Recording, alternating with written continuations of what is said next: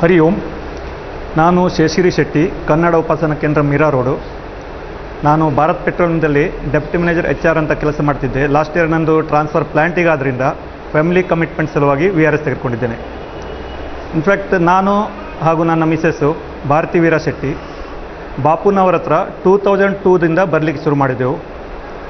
ಅಲ್ಲಿ ಹೇಗೆ ಬಂದೆವು ಅಂತ ಹೇಳಿದ್ರೆ, ನನ್ನ ಮಿಸ್ಸಸ್ನ ಬ್ರದರ್ನ ವೈಫು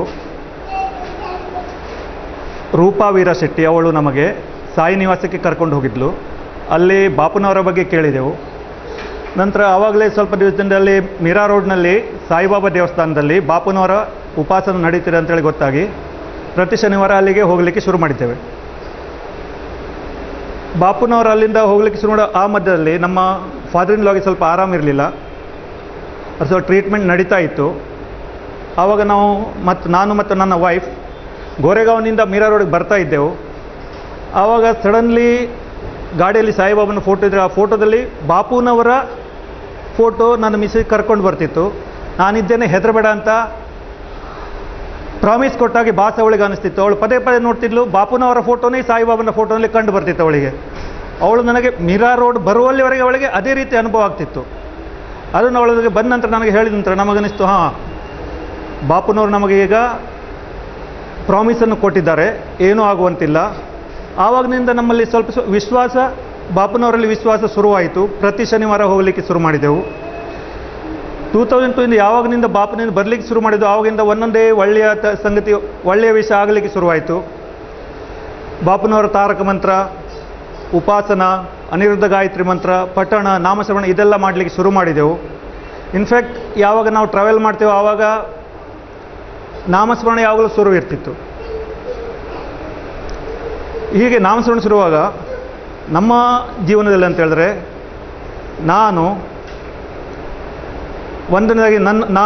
ಎರಡನೇದಾಗಿ ನಾನು ಮತ್ತು ನನ್ನ ಫ್ಯಾಮಿಲಿ, ಮೂರನೇದಾಗಿ ನಾನು ಮತ್ತು ನಮ್ಮ ವೈಫ್, ಈ ಮೂರು ವಿಷಯದಲ್ಲಿ ನಾವು ಸುರಕ್ಷಿತವಾಗಿ ಇದ್ದೆ ಅಂತ ಹೇಳಿದ್ರೆ ಇದು ಬಾಪುನವರ ಕೃಪಾ ರಕ್ಷಾ ಕವಚವೇ ಇದೆ ಅಂತೇಳಿದ್ರೆ. 2002ದಲ್ಲಿ ಒಮ್ಮೆ ನಾನು ಆಫೀಸ್ನಿಂದ ಮನೆಗೆ ಬಂದು ಮೀರಾ ರೋಡ್ನಲ್ಲಿ ಸ್ಟೇಷನ್ನಲ್ಲಿ ಇಳಿದು, ಯಾವಾಗಲೂ ನಾನು ಸ್ಟೇರ್ ಕೇಸ್ ಯೂಸ್ ಮಾಡ್ತಿದ್ದೆ, ಆ ದಿವಸ ಸ್ಟೇರ್ ಕೇಸ್ ಯೂಸ್ ಮಾಡದೆ ಟ್ರ್ಯಾಕ್ ಕ್ರಾಸ್ ಮಾಡುವಂಥೇಳಿ ಫಸ್ಟ್ ಪ್ಲಾಟ್ಫಾರ್ಮ್ನಿಂದ ಟ್ರೈನ್ ನಂತರ ಇಳಿದು ಸೆಕೆಂಡ್ ಟ್ರ್ಯಾಕ್ನಲ್ಲಿ ನಾನು ಕಾಲಿಡುವ ಒಮ್ಮೆಲೆ ಕಾಲನ್ನು ಹಿಂತೆಗೆದುಕೊಂಡೆ.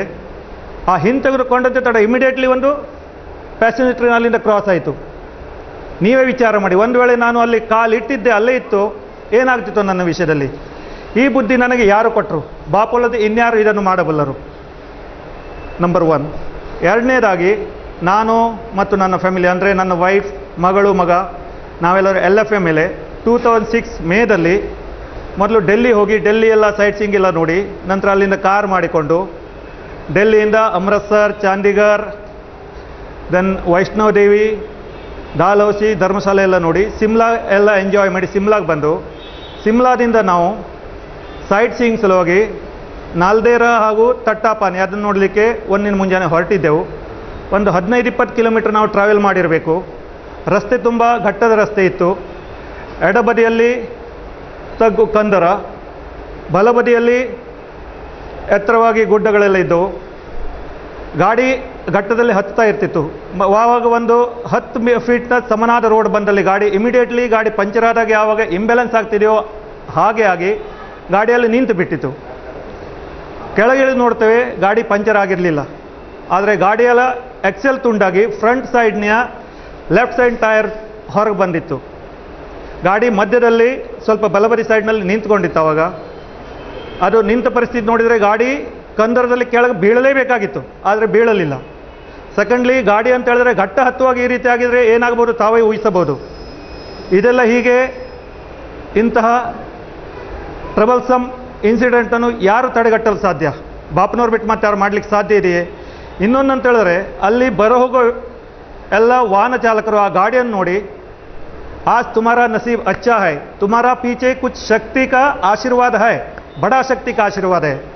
ಏ ಬಡಾ ಶಕ್ತಿ ಕಾ ಆಶೀರ್ವಾದ ಕ್ಯಾ ಹೈ? ಏ ಬಾಪು ನೈ ತೋ ಅವ್ರು ಕೌನ್ ಕರ್ ಸಕ್ತಾ ಹೈ?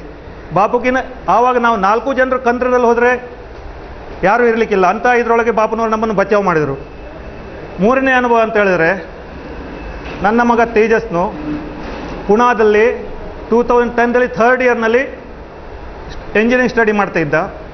ನವಂಬರ್ 2010 ಒಂದು ಸಂಡೇ ಮಗನನ್ನು ಕರೆದುಕೊಂಡು ನಾನು ಮತ್ತು ನಮ್ಮ ವೈಫ್ ಇಬ್ಬರು ಪುಣಾಕ್ಕೆ ಹೋದೆವು. ಸಾಧಾರಣ ಮುಂಜಾನೆ 11 ಗಂಟೆಗೆಲ್ಲ ಮುಟ್ಟಿದ್ದೆವು. ನಂತರ ಮಗನ ಜೊತೆ ಸ್ವಲ್ಪ ಟೈಮ್ ಪಾಸ್ ಮಾಡಿ ಮಧ್ಯಾಹ್ನ ಊಟ ಮಾಡಿ ಮಗನಿಗೆಲ್ಲ ಬಿಟ್ಟು ನಾನು ಮತ್ತು ವೈಫ್ ಬಾಂಬೆಗೆ ವಾಪಸ್ ಹೊರಟು ಬಂದೆವು. ವಾಪಸ್ ಹೊರಟು ಬರುವಾಗ ಪನ್ವೆಲ್ಲದಲ್ಲೇ ಒಂದು 15-20 ಕಿಲೋಮೀಟರ್ ಆವಾಗ ಸಡನ್ಲಿ ನನ್ನ ಕಣ್ಣು ಮುಚ್ಚಿ ಬಂತು. ಆವಾಗಲೇ ನನ್ನ ವೈಫ್ನ ಕಣ್ಣು set C also felt sleepy. ಕಣ್ಣು ತೆಗೆದಾಗ ನೋಡ್ತೇವೆ ಮುಂದೆ ಟ್ರಕ್ ಇದೆ. ಟ್ರಕ್ ಮತ್ತು ನನ್ನ ಕಾರಿನ difference around 1 feet only. Car around 100 kilometre ಸ್ಪೀಡ್ನಲ್ಲಿತ್ತು.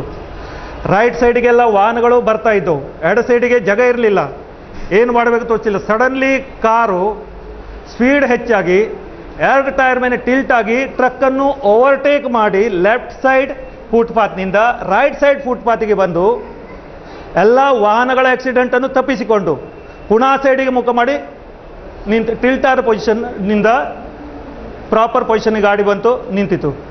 ಟಿಲ್ಟಾಗಿ ಗಾಡಿ ಹೋಗ್ತಿದ್ದಾಗ ನಾನು ವೈಫ್ನ ಕೈಯನ್ನು ಸ್ವಲ್ಪ ಬೇಡ್ಕೊಂಡು, ಯಾಕಂದ್ರೆ she should not get afraid of ಹಾಗಂತ ಹೇಳಿ.